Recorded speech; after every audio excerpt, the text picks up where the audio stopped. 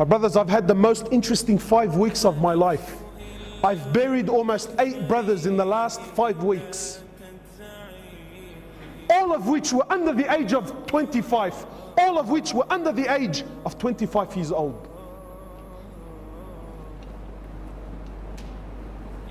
And they didn't die because they were sick. They didn't die because, you know what, he had some illness that doctors couldn't work out. No, perfectly fine boys. Wallahi, one of them, 18 years old, built like a tank. We actually had to bend his legs when we put him into the ground. He was so big, we actually couldn't fit him into the hole. We actually had to bend his legs to get him in there.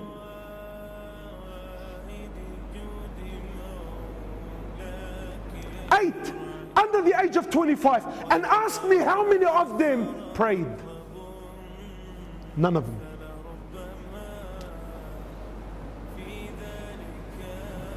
How many of them were familiar with Quran? None of them. This is what the people around them are telling me. This is what their friends are telling me.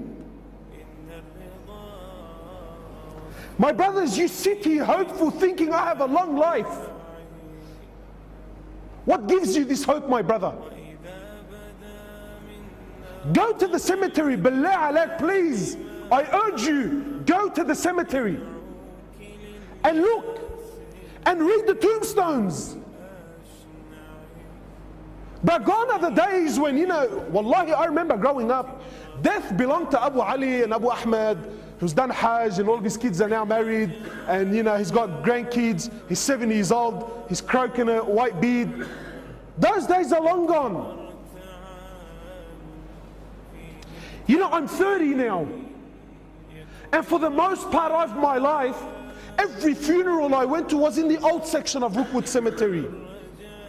In the last few years, we filled up that one, plus 2 new sections that they gave us, and we're already halfway through the new one that they gave us. And 70% of these people that are buried there, 70% are under the age of 35 years old.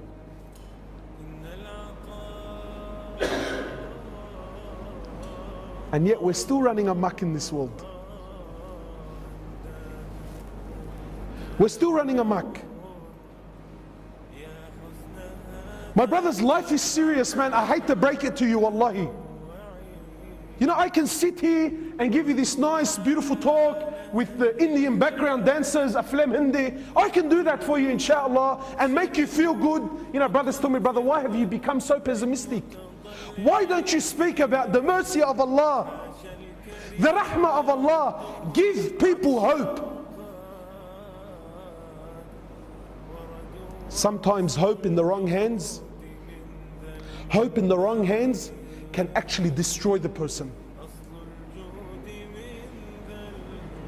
One of the great companions of Muhammad sallallahu alaihi wasallam, I believe it was Mu'adh bin Jabal, I believe it was him, on his deathbed, khalas, last days in his life, he speaks between him and Allah. Conversation now between him and Allah. He says, Ya Allah, you know that I lived my whole life in fear of you. He says, Ya Allah, I lived my whole life in fear of you. And now, Ya Allah, I'm on my deathbed. Khalas, I'm dying, I'm going, I'm leaving. Now, Ya Allah, even if I wanted to do something, I physically can't. Say, Ya Allah, I'm asking now I'm knocking on the door of your rahmah. Ya Allah, now I'm knocking on the door of your mercy. He says, I lived my whole life in what? In fear. But now, Ya Allah, khalas, I've reached an age where even if I wanted to do something, I can't.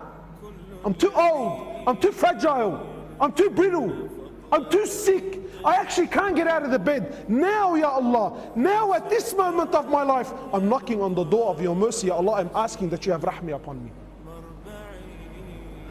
I ask you, my brother, sincerely, did this companion not know the verses of rahmah?